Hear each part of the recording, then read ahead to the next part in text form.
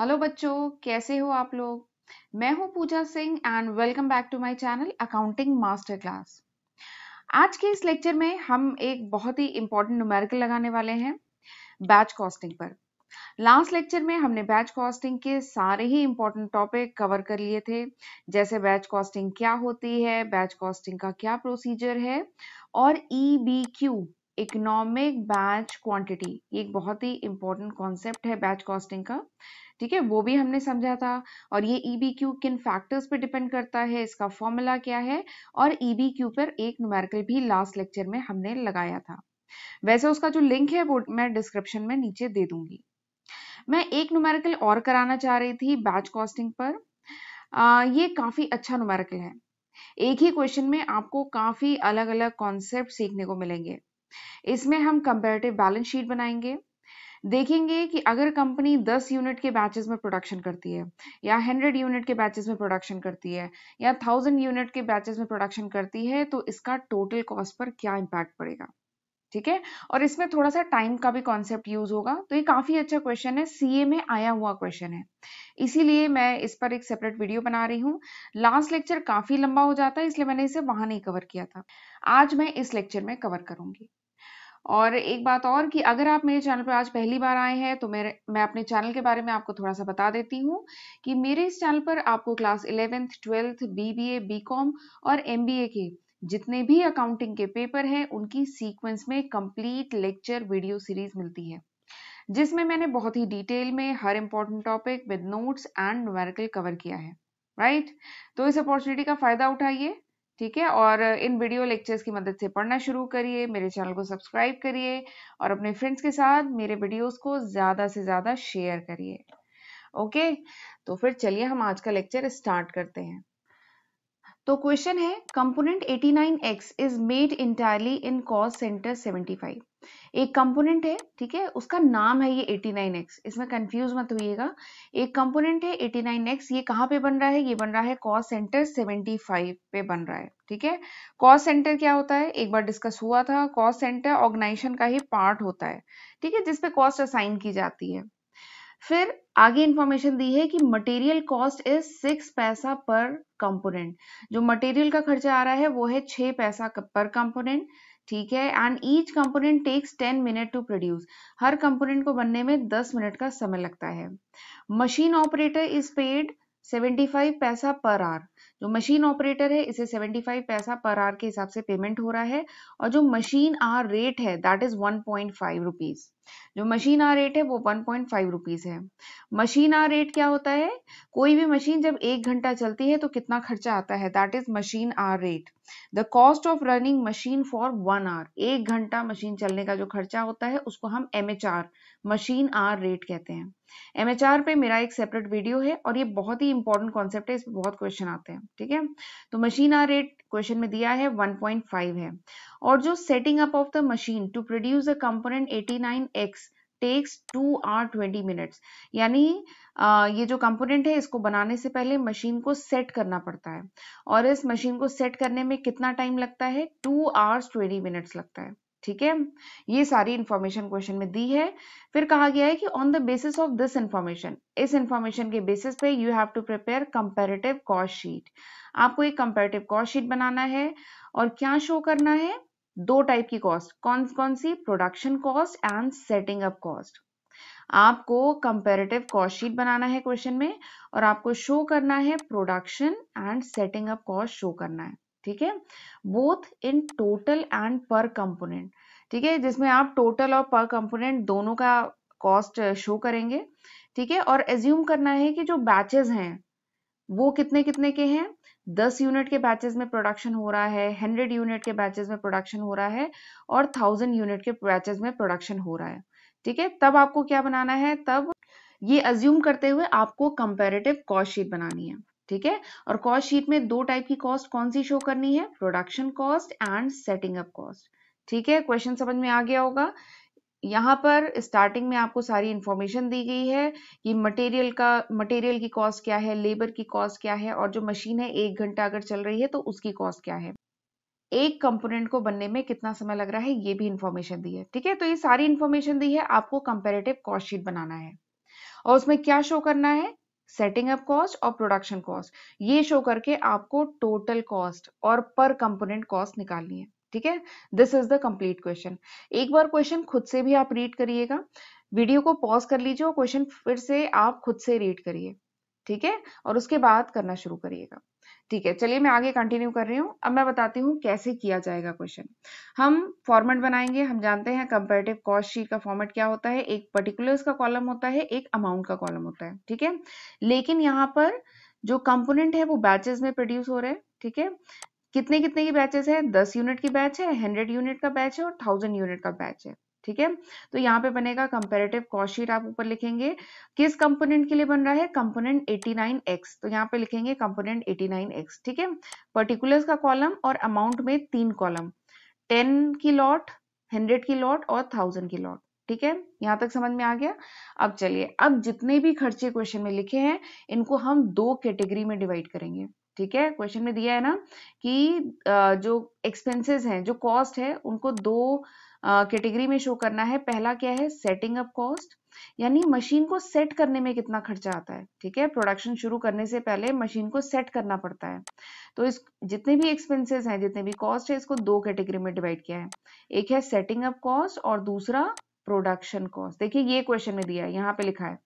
ठीक है, क्या लिखा है, प्रोडक्शन और सेटिंग अप कॉस्ट शो करना है। ठीक है, तो हम इनको 2 कैटेगरी में डिवाइड करेंगे। तो सबसे पहले तो मशीन सेट की जाती है ना, और उसके बाद प्रोडक्शन शुरू होता है, तो हम पहले रिकॉर्ड करेंगे सेटिंग अप कॉस्ट। ठीक है, हमने यहाँ पे लिखा सेटिंग अप कॉस्ट, तो सेट कौन करेगा, लेबर करेगा। ठीक है, तो लेबर का खर्चा कितना है, क्वेश्चन में देखिए लेबर का खर्चा कितना है, तो यहाँ पे लिखा है मशीन ऑपरेटर इज पेड 72 पैसा पर आवर। जो ऑपरेटर है यानी जो लेबर है उसे 72 पैसा पर आवर के हिसाब से पेमेंट हो रहा है। ठीक है, तो ये हो गया लेबर का खर्चा। और मशीन को सेट करने में कितना टाइम लग रहा है, देखिए ये लिखा है थर्ड लाइन में, the setting up of machine to produce component takes 2 hours 20 minutes। जो मशीन को सेट करने में कितना टाइम लग रहा है, 2 घंटे 20 मिनट लग रहा है।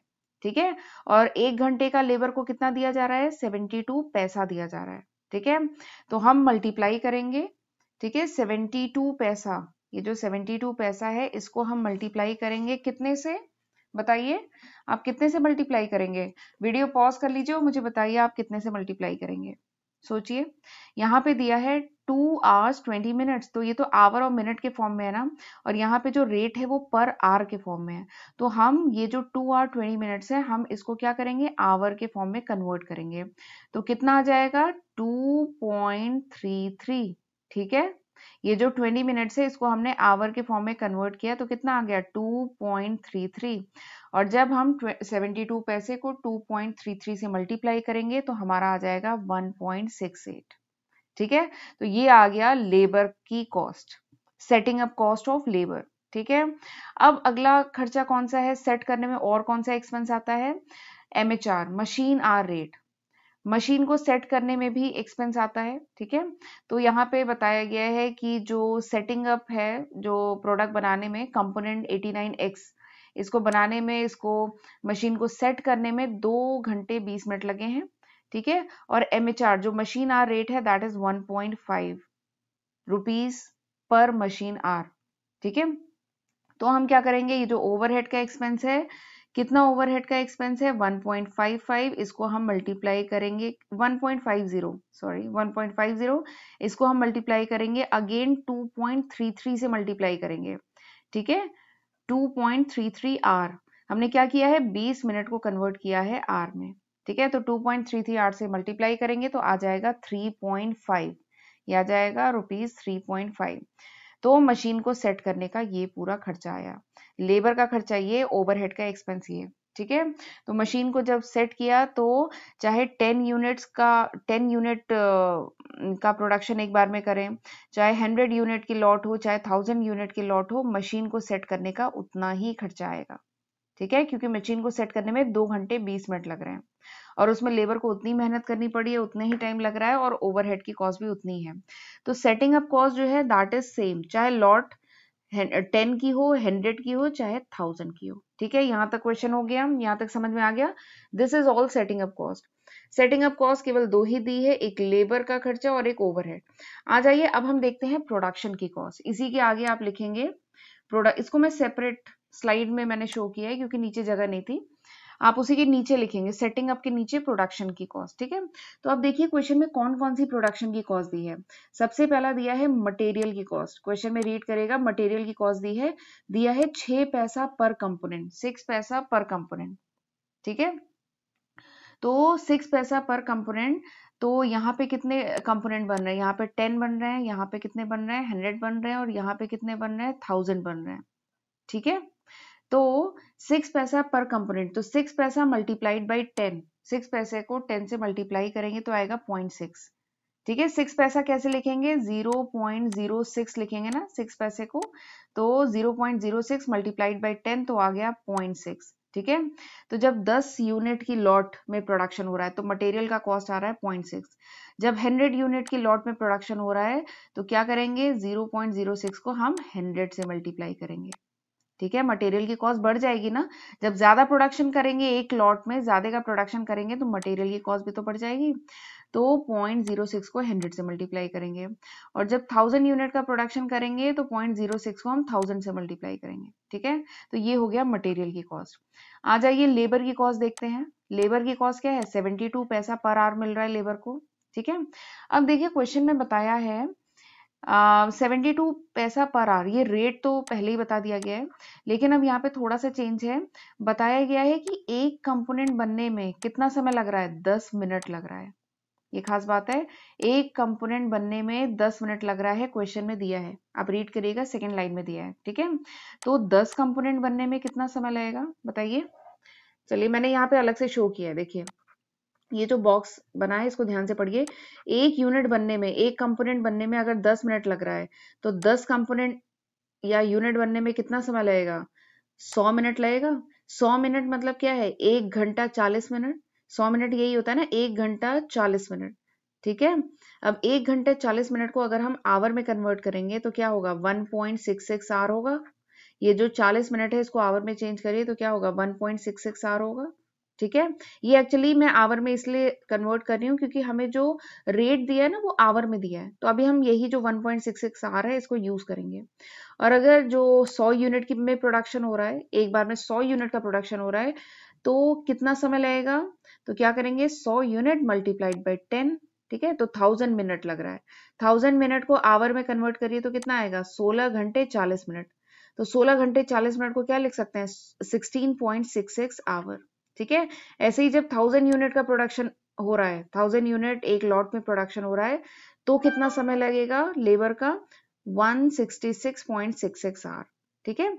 ये टाइम निकालना इंपॉर्टेंट था क्योंकि लेबर का जो रेट दिया है that is in hour, per hour का रेट दिया है तो इसे आवर में निकालना जरूरी था, ठीक है।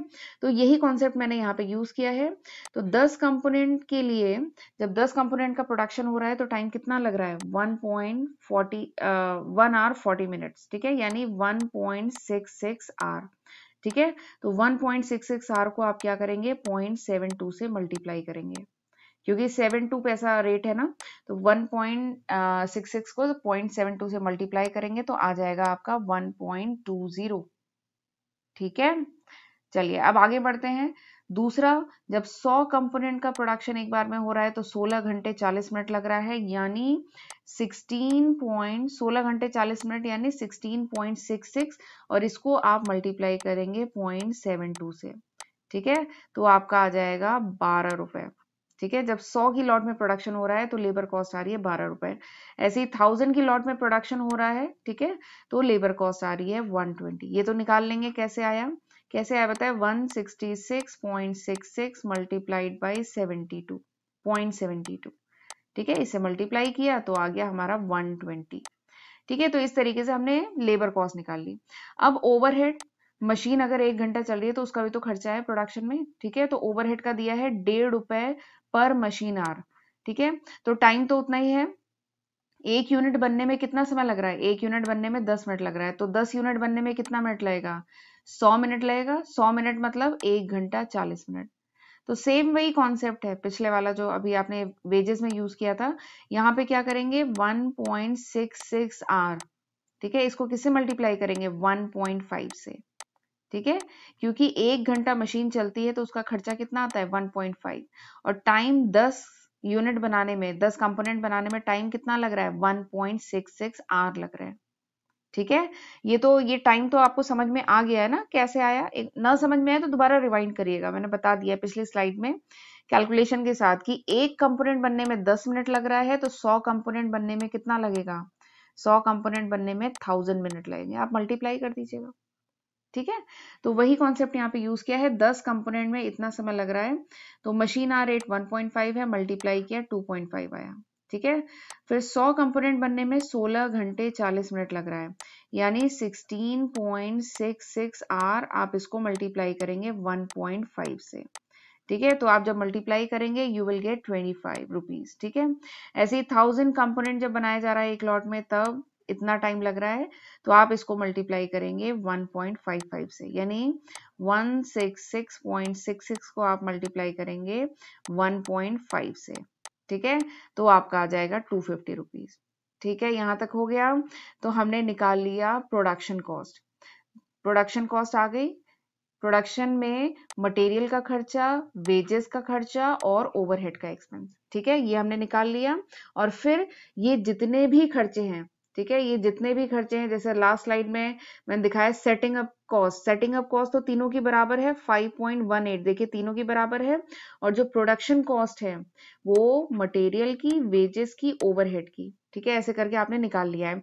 अब आप इनको सम करेंगे तो आ जाएगा 9.48, यानी अगर 10 की लॉट में प्रोडक्शन हो रहा है तो टोटल कॉस्ट आएगी 9.48। अगर 100 की लॉट में प्रोडक्शन हो रहा है तो 48.18, और अगर 1000 की लॉट में प्रोडक्शन हो रहा है तो आ गया 435.18। ठीक है, तो इस तरीके से आपकी टोटल कॉस्ट आ जाएगी। क्वेश्चन में कहा गया है कि पर कंपोनेंट कॉस्ट, यानी एक कंपोनेंट बनने का खर्चा कितना आ रहा है, तो इसके लिए क्या करेंगे, टोटल कॉस्ट को नंबर ऑफ कंपोनेंट से डिवाइड कर दीजिए। यानी 9.48 को आप किससे डिवाइड करेंगे, 10 से। 48.18 को किससे डिवाइड करेंगे, 100 से। और इसको कितने से डिवाइड करेंगे, 1000 से। तो आपको एक कंपोनेंट बनने में जो खर्चा आ रहा है वो पता चल जाएगा। ठीक है, तो इस तरीके से डिवाइड करके आपका आ जाएगा 0.94, 0.48, 0.44। ठीक है, तो ये आपने निकाल लिया। अब आपने एक खास बात देखी, जैसे जैसे जो लॉट साइज है बढ़ती गई, यहाँ पर जब 1000 की लॉट साइज है तो देखिए पर यूनिट कॉस्ट सबसे कम आई है। जब 1000 की लॉट में प्रोडक्शन हो रहा है तो पर यूनिट कॉस्ट है 0.44। जब 100 की लॉट में प्रोडक्शन हो रहा है तो पर यूनिट की कॉस्ट है 0.48। और जब 10 की लॉट में, सबसे कम छोटी लॉट में प्रोडक्शन हो रहा है, तब पर यूनिट का खर्चा ज्यादा आ रहा है 0.94। ठीक है, ऑलमोस्ट डबल का अंतर आ जा रहा है। तो यही सिग्निफिकेंस होता है कंपैरेटिव कॉस्ट शीट का, क्योंकि कंपैरेटिव कॉस्ट शीट में आप एक साथ कई फिगर्स पैरेलल शो कर सकते हैं और फिर उन्हें कंपेयर कर सकते हैं। ठीक है, तो चलिए आज का लेक्चर मैं यहीं पे वाइंड अप करती हूँ। मुझे लग रहा है कि आपको ये क्वेश्चन समझ में आ गया होगा, बहुत ही इजी क्वेश्चन था और ये अच्छा क्वेश्चन है। ठीक है, थोड़ा ध्यान से करने की जरूरत है। मैंने इसको 2 स्लाइड में शो किया है, सबसे पहले सेटिंग अप कॉस्ट और प्रोडक्शन कॉस्ट। क्वेश्चन में जितनी इंफॉर्मेशन है सबको एक सिस्टमैटिक वे में हमने रिकॉर्ड किया और फिर इसके बाद इनको टोटल किया। ठीक है, और पर कंपोनेंट निकालने के लिए नंबर ऑफ यूनिट से डिवाइड किया। ठीक है, आई होप आपको ये क्वेश्चन समझ में आ गया होगा अब। तो चलिए लेक्चर में यहीं पे वाइंड अप कर रही हूँ। नेक्स्ट लेक्चर में we will discuss about the operating costing. अगले लेक्चर में हम ऑपरेटिंग कॉस्टिंग डिस्कस करेंगे। ठीक है, तो चलिए, thank you and have a good day. God bless you.